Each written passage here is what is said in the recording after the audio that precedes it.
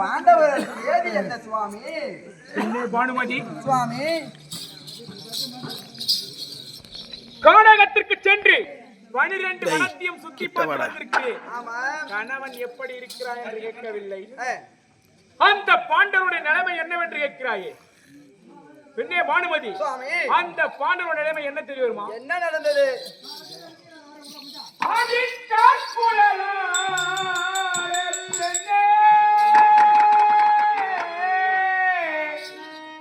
அந்த கானகா முழுதும் பெற்று ஐவரை தேடி பார்த்தே அவர் இங்கேயும்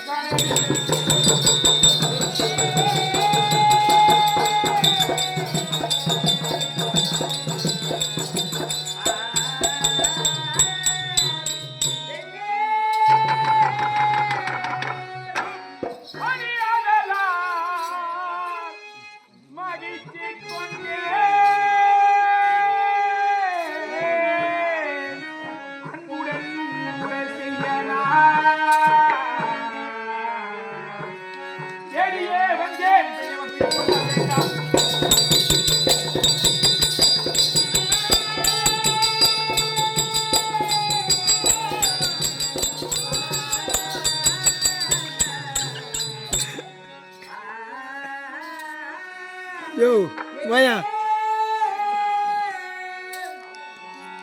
பெண்ணே பானுமதி. சுவாமி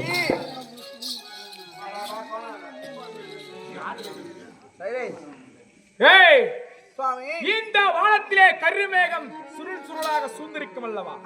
அது போல் உன் கூந்தலின் அழகு. கோவப்பழம் போல் உள்ள இதழே, போல் கண்ணம், வாழை தண்டு போல் கால்கள், உடுக்க மிகுந்த சின்ன இடை, ஆளை மழக்குடைய நடை. அப்படி இருக்கையில் இந்த பிரம்மதேவன் உனக்காக எனக்காக உன்னை படைத்திருக்கின்றான், உனக்காக என்னை படைத்திருக்கின்றான். அப்படி இருக்க ஆசையாக வந்த கணவன் எப்படி இருக்கிறான் என்று கேட்கவில்லை. கேவலம் கானகத்திலே பிறந்த பாண்டவர்கள் எப்படி இருக்கிறார் என்று கேட்கிறாய். பெண்ணே பாண்டவர்கள் எல்லாமே என்ன தெரியுமா? என்ன 12 வனத்தையும் சுத்தி பார்த்து விட்டேன். 12 வனத்திலும் பாண்டவர்கள் இறந்து போன சடலமோ எரிந்து போன சாம்பலோ என் கண்ணுக்கு அகப்படவில்லை. பாண்டவர்கள் கானகத்திலே இருந்து விட்டு இருக்கின்றார்கள். பாண்டவருக்கு ஈமக்கடனை செய்ய வேண்டும். நமக்கு எதிரிகள் இறந்து விட்டால் நாம் எப்படி இருக்க வேண்டும்? சந்தோஷமா இருக்கலாம். சந்தோஷமா தான் இருக்கணும். சிரிடி சுவாமி சந்தோஷமா சிரிடி. ஏண்டா என் கணவர் என்ன சொல்லுகிறான்? ஏண்டா நீ ஏண்டா சொல்லுகிற? நீ முன்னாடி சொல்றேன். என்னன்னு சிரிடிங்க. ஏண்டா எங்கடா திருப்பி வருது? பண்ணா ஐயோ ஐயோ ஐயோ பானுமதி பண்ணா ஏண்டி